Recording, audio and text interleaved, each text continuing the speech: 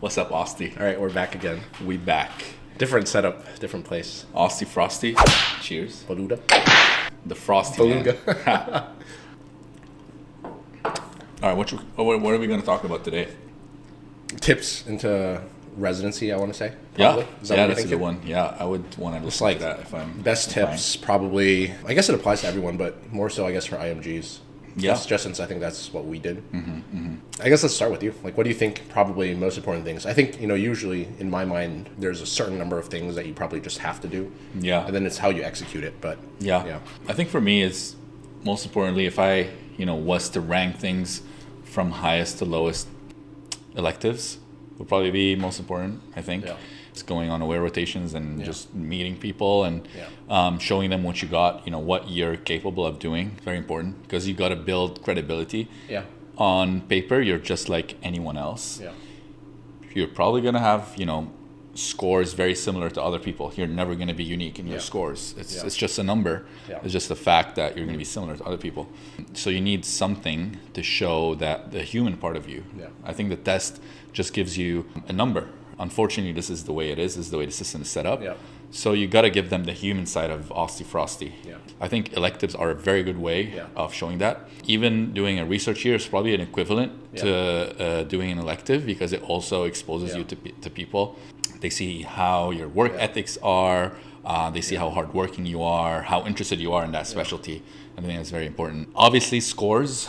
I don't know if I said, electives are the most important. Scores are probably as important, if not more, because that's going to get you in the door. Yeah. That's going to be the number, the threshold that's going to filter you out or filter you in into the program. Yeah. Don't you agree? Step one, step two.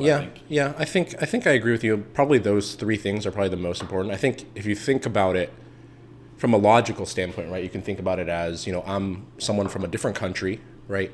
Nobody really knows my education, who I am as a person. Do I even speak English, right? So all these factors. And you think about, okay, how would a program or anybody really look at me? And the best way is really getting to know you. And that'd be, how do you get people to know you? That'd be electives, rotations, and research. I think those are the two things, different settings, and I think both are helpful. I think electives are probably more important just because the goal is to practice clinically versus, becoming a researcher.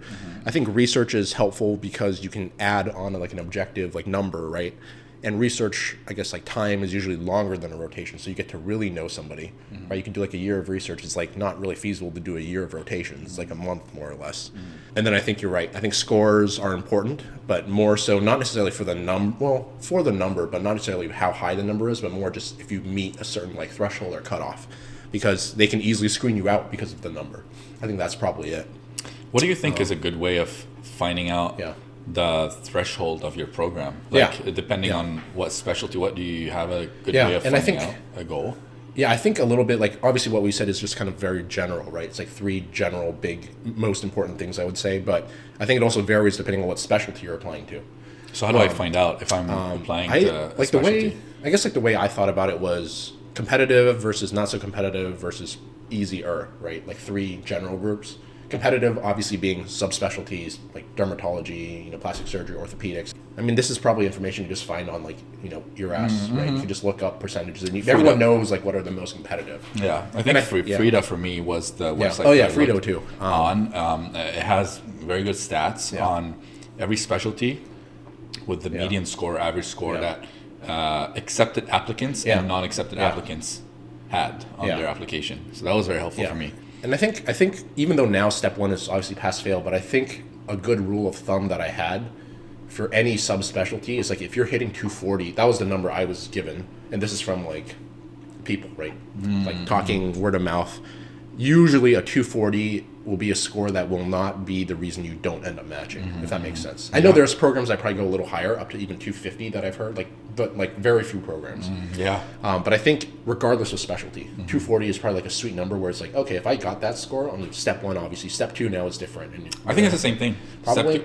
For us, it was step one. Right now it's maybe step two. Step two, yeah. But like 240 was that sweet number back then where if you hit that, then I think you're not limited, right, by your score. And then I think obviously, depending on what specialty you're interested in, the three kind of big things we talked about, are a little different too. I mean, we had different kind of like, I guess, application experiences too. The way I thought about it is if you're doing a subspecialty or like something more competitive, then you probably need to excel in all three, right? You need to do maybe like 3 or 4 rotations, crush it, do research, do well on that, publish, get to know people, and then do well on your scores, right? Versus, let's say if you're applying into something less competitive, you might not need to do a full research year, to be honest, right? You might not even need to do research. You might just need to do well in your rotations and scores. But, then if you don't end up matching, that there's something you probably can do to improve your chances. And I think if you did research, then you're like, oh, I'm probably going to end up matching, actually, to be honest, right? If you're doing like internal med and you did all 3 and did well in all of them. Do you think it's a good idea to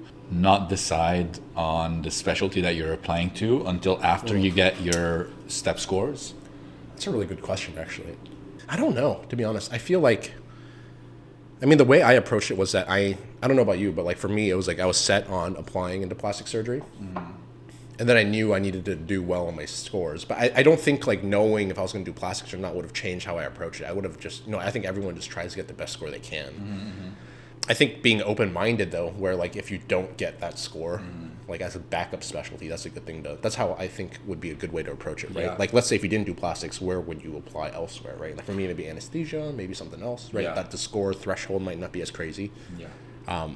Although, I will say that there are people who match into plastics with lower than 240s, right? But that's when you kind of have to make it up. You have to make it up. Like your research, you have to be stellar on that. You need to have people backing you, right? And that's where I think the personal connection helps, right? Your actual like letter of recommendation that's going to summarize everything.